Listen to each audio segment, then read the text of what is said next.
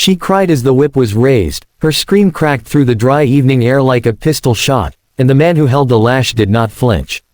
His arm was high, his eyes burning with a hatred too old to understand, and every wrinkle on his face seemed carved by violence. The crowd around them stood silent. Dust drifted in the last rays of the sun, and even the horses tied at the post stamped uneasily, as if they sensed something dreadful in the air. No one moved. Not the sheriff. Not the preacher. Not the drunk gambler leaning on the saloon rail.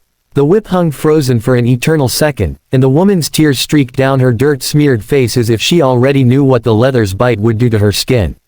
Then a sound rose, a low, thunderous rumble from beyond the ridge, the kind of sound no human throat could make. Every head turned. Through the settling dusk, a shape moved on the horizon. It was massive, white as moonlight against the dying sun, its breath clouding the air in heavy bursts. The old men whispered, the women clutched their children, and the whip-holder's hand trembled for the first time that day. For what came over the ridge was a buffalo, yet not like any buffalo men had seen before. It was enormous, its shoulders high as a rider's head, its horns curved like ivory scythes. But it was the color that stilled every tongue. White. A ghostly white that shimmered, almost glowing. And with a slow, heavy step, the beast descended into the town's main street, hooves thudding on the packed dirt, eyes black and endless. The woman gasped. Her tears froze on her cheeks. The whip-bearer lowered his arm, just slightly, confusion pulling at his hardened features. The white buffalo knelt. It bent one leg, then the other, lowering its giant frame to the ground between the man and the woman. A wall of living, breathing legend stood as her shield. And in that moment, silence devoured the town, silence so deep that even the wind seemed to die. The sheriff spat nervously into the dust. He'd heard the tales, same as everyone. The white buffalo was no ordinary beast. Some called it a spirit sent by the Great Plains tribes, a protector older than any gun. Others swore it was an omen of death, that wherever it appeared, graves soon followed. None of them had believed they would see it with their own eyes. But here it was, kneeling in their street, its massive body blocking the path of the whip, its breath curling like smoke, its head bowed as though it understood exactly what was at stake. The man with the whip, Elias Crow, took a step back. His knuckles whitened around the leather handle, his eyes narrowing into hate not for the woman, but for the beast daring to stand in his way. Crow was no ordinary man himself. He was feared from Kansas to the Rio Grande, a cattle baron with 100 hired guns, a man who carved his law into the land with fire and blood. The woman at his mercy, Eliza, a widow whose land he craved, had defied him too long. He'd meant to make an example of her. Now a beast had interrupted. Crow growled, "Move, you devil." The buffalo did not move. Instead, it exhaled a deep snort, the sound shaking the boards of the saloon. Its eyes glimmered with something more than animal instinct. The crowd pressed back, unsure whether to run or watch the moment unfold like scripture written in dust and blood. Eliza crawled backward on her hands, pressing against the ground until her fingers brushed the hem of the buffalo's leg. Its hide was warm, trembling like a storm was caged inside. She whispered, though no one could hear the words. Crow raised the whip again, but this time it was not aimed at her. It cracked toward the buffalo's head. The strike never landed. With terrifying speed, the buffalo surged. Upright. Its horns caught the whip mid-air, twisting it from Crow's hand as easily as a man plucks a straw. The leather coiled into the dust. Crow stumbled, his mouth open, his eyes wide. The buffalo stomped once, the ground shaking. Then again. And with the third stomp, it bellowed, a roar that was not the sound of an animal but of 1,000 storms colliding in the hollow of the sky. Windows shattered. Horses tore loose and bolted. Men dropped their guns, covering their ears as the sound clawed through their skulls. Crow fell to his knees.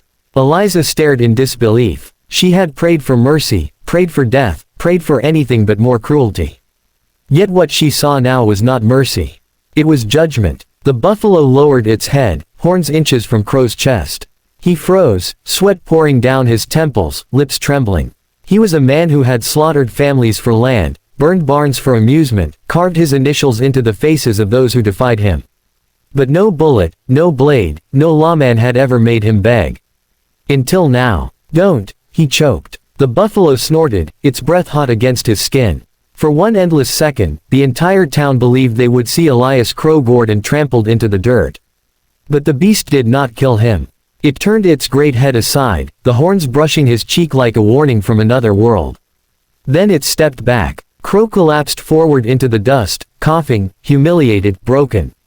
The buffalo walked past him, slow and deliberate, until it stood beside Eliza once more. Its dark eyes locked with hers, and in them she saw something she could never explain to another soul. A promise, a sorrow, a power that belonged not to beasts or men but to something older than both. She wept again, but not from fear. The buffalo knelt once more, bowing its great head as though saluting her. Then, with a shuddering breath, it rose and turned toward the ridge. Its massive body glowed pale against the stars now piercing the dusk. And without a sound, it climbed back into the hills, each step fading until it was only a memory. No one spoke for a long time. The sheriff, pale as bone, finally muttered, "I ain't never seen the like." His voice trembled. Crow staggered to his feet, his pride in tatters, his face streaked with blood where the horn had grazed him. His eyes burned with shame and rage, but no words came. For how could a man fight a ghost, a legend, a judgment that had chosen to let him live? Eliza stood slowly, clutching her torn dress, her body shaking. But in her chest was a fire she had never known before. The buffalo had not saved her for nothing. She knew it. She stepped toward Crow. The crowd gasped, expecting her to flee. Instead, she stared him down, her voice steady at last. "You'll never touch me again." Crow's jaw clenched. His fist shook. But when he looked into her eyes, he saw not a broken widow but a woman who had stood beneath the shadow of something no man could command. And in that, he saw his defeat. The crowd shifted. Men who had once served Crows will now glanced at him with doubt, with fear, with contempt. A legend had chosen sides, and it was not his. From that day, the story spread across the frontier. They said a white buffalo had come down from the hills to shield a woman from a tyrant's lash. Some swore it was a spirit of the old tribes, others that it was God himself in beast form. But to Eliza, it was something simpler. It was proof that even in a land ruled by guns and greed, justice could still walk on four hooves. And somewhere, in the dark plains under a sky full of stars, the white buffalo roamed again, waiting, watching, kneeling only when the world's cruelty grew too heavy to bear. Elias Crow's empire crumbled in the months that followed. His men deserted him, whispering that he was cursed, spared only because the beast had deemed him unworthy of even death. He drank himself into ruin, a hollow shadow of the tyrant who once raised a whip against a widow. Eliza lived on, her land untouched, her spirit unbroken. And sometimes when the night grew too quiet and the coyotes howled far in the distance, she thought she heard the heavy tread of hooves on the ridge, the echo of a protector who had once knelt between her and the lash.